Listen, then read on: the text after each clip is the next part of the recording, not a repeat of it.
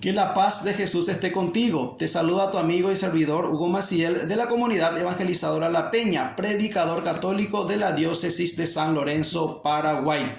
Hoy, domingo 1 de noviembre, la Iglesia Católica celebra a todos los santos. Estamos en la festividad, la fiesta, la solemnidad de todos los santos. Fiestas les decimos a los distintos tipos de celebraciones en la iglesia. No está mal decir fiestas, pero hay tres grandes tipos de celebraciones en la liturgia católica, llamadas las solemnidades, las memorias y las fiestas.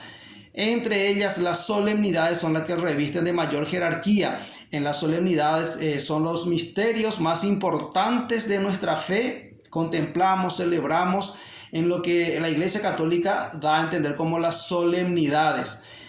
Por ejemplo, el día de Pascua, el día de Pentecostés, los títulos más grandes de Jesús: Cristo Rey, Inmaculado Corazón de Jesús.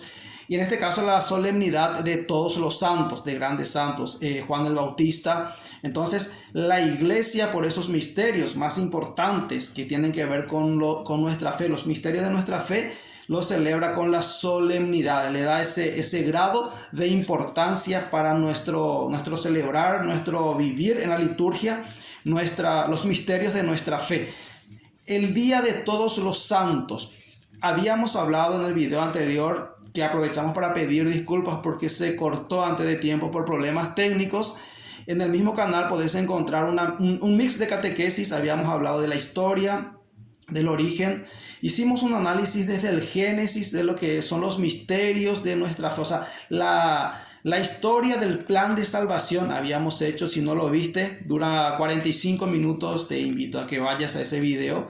Es un mix de catequesis. Hablamos del Halloween, que es una malformación del inglés antiguo que significa víspera de todos los santos. Celebramos hoy todos los santos, pero ya en la víspera fue ayer a la tardecita, donde la iglesia ya empezó a hacer esa vigilia, esa víspera, esperando la solemnidad de todos los santos. Todo eso lo explicamos en el video anterior, el origen, cómo la iglesia viene desde el Génesis hasta nuestros tiempos. Todo eso, toda esa historia lo vimos en esa catequesis que te invitamos a que vayas a escuchar, a verlo, para, como decíamos en el principio y al final de ese video, no nos ocurra lo que dice en Oseas 4:6: mi pueblo perece por falta de conocimiento. O sea, vamos a formarnos como dice Oseas. Vamos a formarnos como dice Oseas. Entonces, como es normal, cada domingo hacemos la reflexión del Evangelio del día. En este caso también quisiera compartir un poquitito la primera lectura, que es del libro del Apocalipsis. Antes de eso habíamos hablado de la solemnidad de todos los santos. En el video anterior vimos el origen, la historia, hablamos de cómo la iglesia fue perseguida, la gran persecución en la época de Diocleciano, quienes fueron los papas que empezaron a instituir lo que conocemos como la solemnidad de todos los santos. ¿Por qué la iglesia lo hizo? Que recordamos a los santos que no están canonizados, a los canonizados y a los no canonizados que no están en esa lista, en ese canon de la Iglesia Católica, que no son nombrados, que no son, como diríamos en un lenguaje coloquial, famosos. La iglesia lo celebra hoy. Es la solemnidad de todos los santos. ¿Quiénes son esos santos? ¿Cuál de los estados de la iglesia están? Recordemos, hay 3 estados de la iglesia. Eso vamos a ver también hoy con el Catecismo de la Iglesia Católica. Vamos a leer la primera lectura, el Evangelio, y unos comentarios breves sobre el Evangelio, sobre la primera lectura y también sobre lo que nos dice el Catecismo de la Iglesia Católica. Te invito a compartir la primera lectura. La primera lectura es del libro del Apocalipsis. Estamos en el capítulo 7, versículos del 2 al 4, y luego nos vamos del 9 al 14. Nos dice la palabra de Dios: luego vi a otro ángel que subía del oriente con el sello de Dios vivo. Gritó entonces con voz potente a los 4 ángeles, a quienes se había encomendado causar daño a la tierra y al mar: no causéis daño ni a la tierra, ni al mar, ni a los árboles, hasta que marquemos con el sello en la frente de los siervos de nuestro Dios. Pude oír entonces el número de los marcados con el sello, 144,000, sellados de todas las tribus, de todos los hijos de Israel. Después miré y pude ver una muchedumbre inmensa, incontable, que procedía de toda nación, razas, pueblos y lenguas. Estaban de pie delante del trono del Cordero, vestidos con ropas blancas y llevando palmas en sus manos. Entonces se ponen a gritar con fuerza: la victoria es de nuestro Dios, que está sentado en el trono, y del Cordero. Y todos los ángeles que estaban de pie alrededor del trono, de los ancianos y de los 4 vivientes, se postraron delante del trono, rostro en tierra, y adoraron a Dios diciendo: Amén. Alabanzas, gloria, sabiduría, acción de gracias, honor, poder y fuerza a nuestro Dios por los siglos de los siglos. Amén. Uno de los ancianos tomó la palabra y me dijo: ¿quiénes son y de dónde han venido esos que están vestidos de blanco? Yo le respondí: Señor mío, tú lo sabrás. Me respondió: esos son los que llegan de la gran tribulación. Han lavado sus vestiduras y las han blanqueado con la sangre del Cordero. Esa es la primera lectura. Hace referencia a unos números. Recordemos el lenguaje del Apocalipsis, el libro de la Revelación. Es una visión ya de la iglesia celestial, allá en el cielo, en el trono donde está nuestro Dios.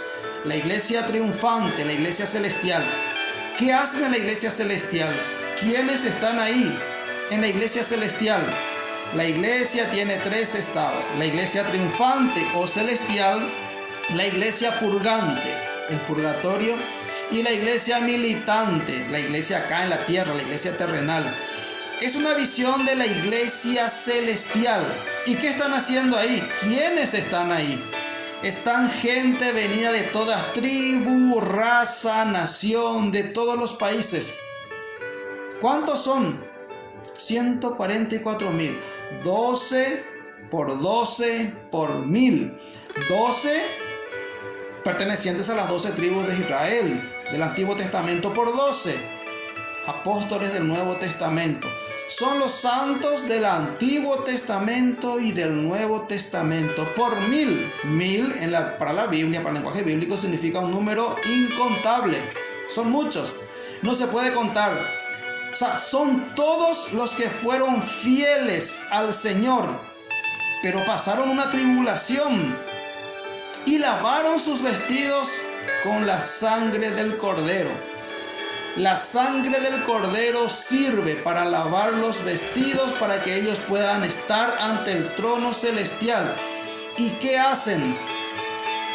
Amén, alabanzas, glorias, sabiduría, acción de gracias, honor, poder y fuerza a nuestro Dios por los siglos de los siglos. Eternamente están ahí dando acción de gracias, alabanzas, ensalzando, adorando al Dios que está en el trono y al Cordero que está ahí en el trono. Esos son los santos de la iglesia celestial, aquellos que ya han pasado por la gran tribulación. Esos son los santos que ya están en la presencia de Dios, que ya tienen lo que conocemos como la visión beatífica, ya pueden ver a Dios, pueden adorarlo, están en la presencia misma de Dios. Son aquellos que pudieron lavar sus vestidos, que están limpios en la presencia de Dios. Pasaron por el purgatorio para limpiarse y estar limpios y presentables ante Dios. Son los que están en la iglesia celestial y son venidos de todas las naciones. ¿Dónde tenemos eso? ¿Dónde se hace eso? ¿Dónde se vio eso? ¿Dónde se ve eso? En la iglesia católica tenemos santos venidos de todas las razas, de toda lengua, de toda nación, de toda ciudad, que tienen diferentes carismas, que han pasado por muchas tribulaciones, pero que tienen la virtud heroica de haber pasado por todo eso. A eso llamamos los santos de la iglesia. Esos son lo que conocemos como los santos de la iglesia. ¿Quiénes son los santos de la iglesia? Los santos son todos los discípulos de Cristo, bautizados, que se encuentran en paz y amistad con Dios, en gracia de Dios. Pablo, apóstol de Cristo Jesús por voluntad de Dios, a los santos que están en Éfeso, Efesios 1:1. Hay santos que están peregrinando en este mundo, iglesia peregrina o militante. Santos que están purificando, se están purificando, iglesia purgante. Y santos que están gozando en el cielo, iglesia triunfante. El día 1 de noviembre recordamos a todos los santos que se encuentran en la gloria. El día 2 de noviembre recordamos a todos los difuntos que se están purificando. Y en todos los demás días del año recordamos a ciertos santos destacados que representan un ejemplo a imitar para todos por su alto grado de fidelidad a Cristo. Estos son los santos pertenecientes a las iglesias. La iglesia también está llamada a ser santa. Vamos a leer qué nos dice el Catecismo de la Iglesia Católica sobre una iglesia santa.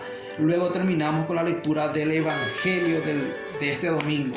Dice el Catecismo de la Iglesia Católica en el numeral 823 en adelante: la iglesia es santa.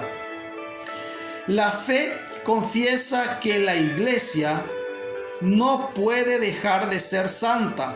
En efecto, Cristo, el Hijo de Dios, a quien con el Padre y con el Espíritu se proclama el solo santo, amó a su iglesia como a su esposa. Él se entregó por ella para santificarla, la unió a sí mismo como su propio cuerpo y la llenó del don del Espíritu Santo para gloria de Dios. La iglesia es, pues, el pueblo santo de Dios, y sus miembros son llamados santos. La iglesia, unida a Cristo, está santificada por Él, y por Él, y en Él. Ella también ha sido hecha santificadora. Todas las obras de la iglesia se esfuerzan en conseguir la santificación de los hombres en Cristo y la glorificación de Dios. Eso está en la Constitución Sacrosanctum Concilium del Concilio Vaticano II. Y es interesante y volver a repetir esto. La iglesia unida a Cristo está santificada por Él.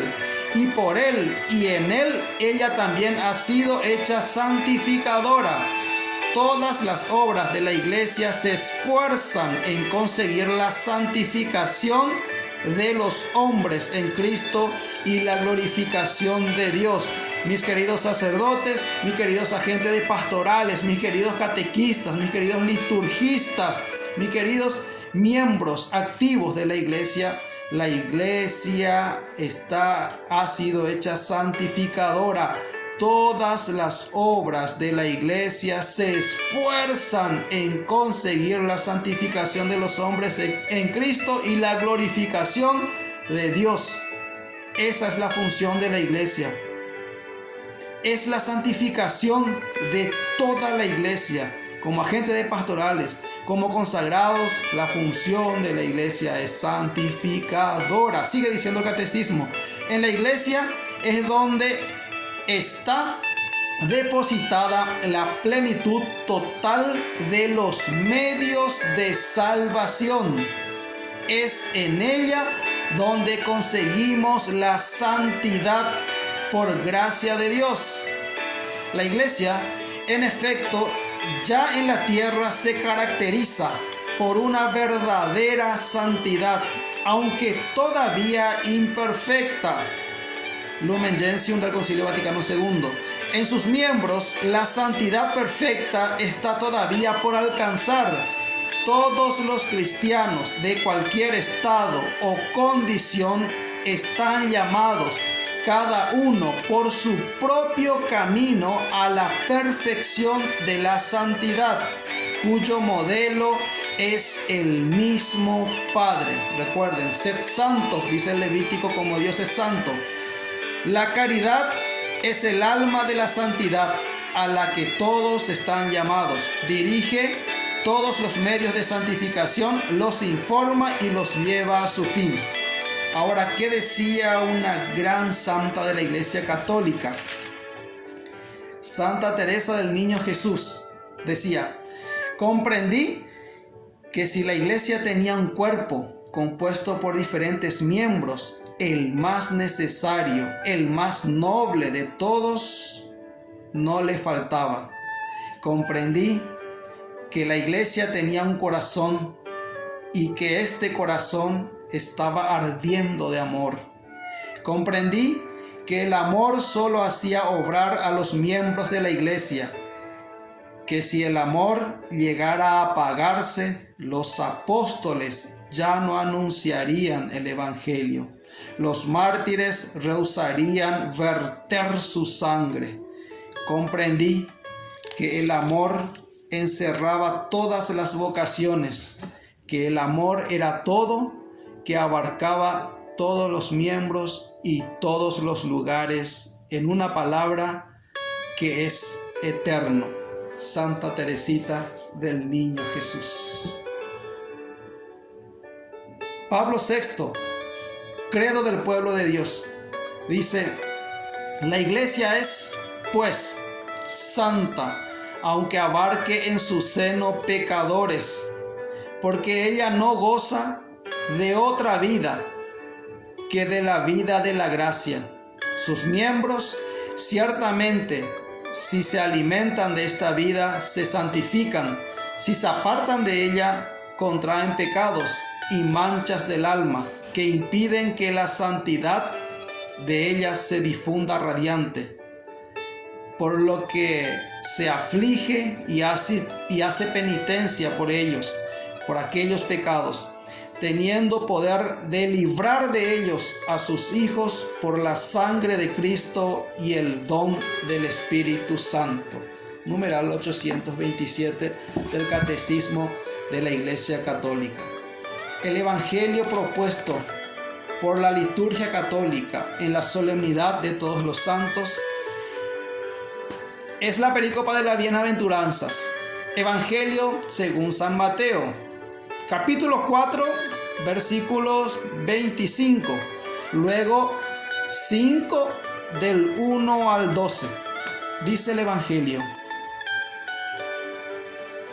y le siguió una gran muchedumbre de Galilea, Decápolis, Jerusalén y Judea, y del otro lado del Jordán. Viendo la muchedumbre, Jesús subió al monte, se sentó, sus discípulos se le acercaron. Entonces, tomando la palabra, les enseñaba así: bienaventurados los pobres de espíritu, porque de ellos es el reino de los cielos. Bienaventurados los mansos, porque ellos poseerán la herencia de la tierra. Bienaventurados los que lloran, porque serán consolados. Bienaventurados los que tienen hambre y sed de justicia, porque ellos serán saciados. Bienaventurados los misericordiosos, porque ellos alcanzarán misericordia. Bienaventurados los limpios de corazón, porque ellos verán a Dios. Bienaventurados los que trabajan por la paz, porque ellos serán llamados hijos de Dios. Bienaventurados los perseguidos por causa de la justicia, porque de ellos es el reino de los cielos. Bienaventurados seréis cuando os injurien y os persigan, y cuando por mi causa os acusen en falso de toda clase de males. Alegraos y regocijaos, porque vuestra recompensa será grande en los cielos, pues de la misma manera persiguieron a los profetas anteriores a vosotros. Ese es el Evangelio de hoy. Las bienaventuranzas. El camino, el modo, la manera, el vehículo para llegar a la santidad, Jesús nos presenta en esta enseñanza, en el discurso de las bienaventuranzas. Bienaventurados, quienes, termina diciendo, son aquellos que fueron maltratados, aquellos que vienen de la tribulación. Pero hay algo muy interesante en las bienaventuranzas. Si te fijaste en la primera bienaventuranza, dice: bienaventurados los pobres de espíritu, porque de ellos es el reino de los cielos. Está hablando de presente, es el reino de los cielos. Lo que sigue después ya está en futuro. Bienaventurados los mansos, porque ellos poseerán la herencia de Dios. Los que lloran, porque serán consolados. Los que tienen hambre y sed de justicia, porque serán saciados. Los misericordiosos, porque alcanzarán misericordia. Los limpios de corazón, porque ellos verán a Dios. Bienaventurados los que trabajan por la paz, porque serán llamados hijos de Dios. Serán llamados. Bienaventurados los perseguidos por causa de la justicia, porque de ellos es el reino de los cielos. El primero dice: bienaventurados los pobres de espíritu, porque de ellos es el reino de los cielos. Termina diciendo: bienaventurados los perseguidos a causa de la justicia, porque de ellos es el reino de los cielos. Bienaventurados seréis cuando os injurien, os persigan, cuando por mi causa os acusen de falso, toda clase de males. Jesús nos advierte, pero nos dice que podemos ya poseer en el presente el reino de los cielos. O sea, en las bienaventuranzas nos marca lo que vamos a conseguir más adelante, lo que nos espera más adelante. Por eso somos bienaventurados. Pero también las primicias de la santidad del reino de Dios lo podemos obtener ya aquí en la tierra. Y decime, aquella vez que te hablaron por primera vez de Jesús y no sentías arder tu corazón, ¿acaso eso ya no es sentir en presente la presencia del reino de Dios? Cuando te acercas a comulgar y recibes al mismo Jesús en cuerpo, alma y divinidad, ¿acaso eso ya no hace presente el reino de los cielos? O cuando estás en falta y te acercas a la confesión, al sacramento de la penitencia, y te reconcilias con Dios, ¿acaso eso no es sentir ya el gozo de la presencia del reino de Dios? ¿Acaso no hemos sentido ya el gozo de la presencia del reino de Dios en nuestro presente, en la iglesia militante? ¿Acaso eso no son las primicias ya del reino de Dios? Pero también allá en la iglesia triunfante nos esperan consuelos, nos espera saciedad, nos espera ver a Dios, nos espera ser saciados, nos esperan que nos llamen hijos de Dios. Pues de la misma manera persiguieron a los profetas anteriores a vosotros. La iglesia toda está llamada a la santidad. La iglesia es santificadora, nos dice el catecismo de la Iglesia Católica. Los padres de la iglesia, los que van formando, los que van estructurando estos medios de salvación y de santificación que están presentes en la Iglesia Católica. ¿Cuáles son los medios de salvación y de santificación? ¿Quién nos habla el catecismo? Son los sacramentos. Sacramentum, medio para llegar a ser santo, medio para santificarnos, para ser salvos, para llegar a la santidad. Sacramentum, sacramento viene del latín sacramentum, medio para llegar a la salvación. Santo es el que es apartado, el que decide apartar su vida para Dios. Ese es el santo.